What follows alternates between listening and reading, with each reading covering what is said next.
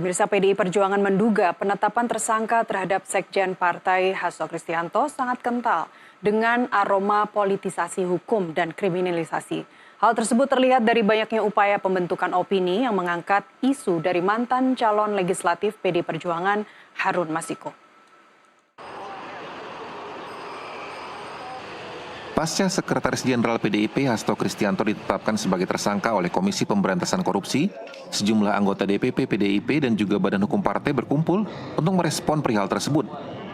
Pemanggilan terhadap Sekjen Partai PDIP dimulai saat Hasto Kristianto mulai bersuara kritis terkait kontroversi di Mahkamah Konstitusi pada akhir tahun 2023. Menurut Ketua DPP PDIP Bidang Reformasi Hukum, Roni Talapesi, menduga penetapan tersangka terhadap Sekjen Partai PDIP Hasto Kristianto sangat kental dengan aroma politisasi hukum dan kriminalisasi.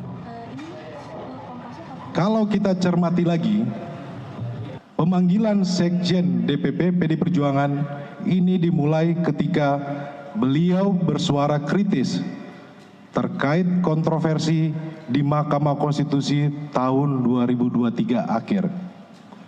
Kemudian sempat terhenti, lalu muncul lagi saat selesai pemilu, hilang lagi. Kami menduga memang kasus ini lebih terlihat seperti teror terhadap Sekjen DPP PDI Perjuangan. Dan keseluruhan proses ini sangat kental aroma politisasi hukum dan kriminalisasi. Beberapa indikasi yang dapat dilihat antara lain: pertama, adanya upaya pembentukan opini publik yang terus-menerus mengangkat isu Harun Masiku, baik melalui aksi-aksi demo di KPK maupun narasi sistematis di media sosial yang patut dicurigai dimobilisasi oleh pihak-pihak tertentu yang berkepentingan. Kedua, adanya upaya pembunuhan karakter terhadap Sekjen DPP PDI Perjuangan melalui framing dan narasi yang menyerang pribadi. Roni menambahkan jika penetapan tersangka yang diberikan oleh Hasto ini mengonfirmasi keterangan Ketua Umum PDIP Megawati Soekarno Putri bahwa akan ada yang mengacak-ngacak terkait Kongres PDIP.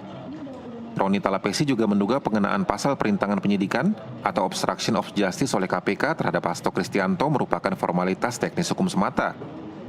Selain bernuansa politik serta adanya penyalahgunaan kekuasaan, penetapan tersangka terhadap Hasto dilakukan usai PDIP melakukan pemecatan terhadap 3 kader, yakni Joko Widodo, Gibran Rakabuming Raka, dan juga Bobi Nasution. Dugaan kami, pengenaan pasal obstruction of justice hanya formalitas teknik hukum saja.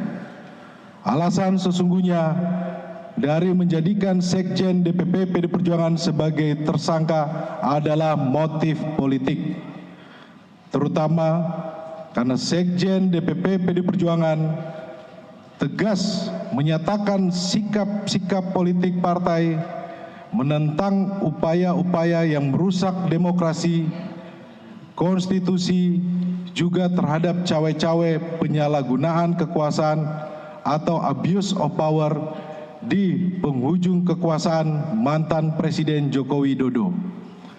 Bahkan sikap tegas ini baru terjadi minggu lalu ketika partai mengambil sikap yang tegas dengan memecat 3 kader yang dinilai telah merusak demokrasi dan konstitusi.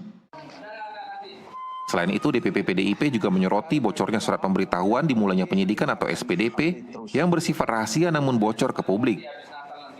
Dari Jakarta, Muhammad Ridwan, jurnalis NTV melaporkan.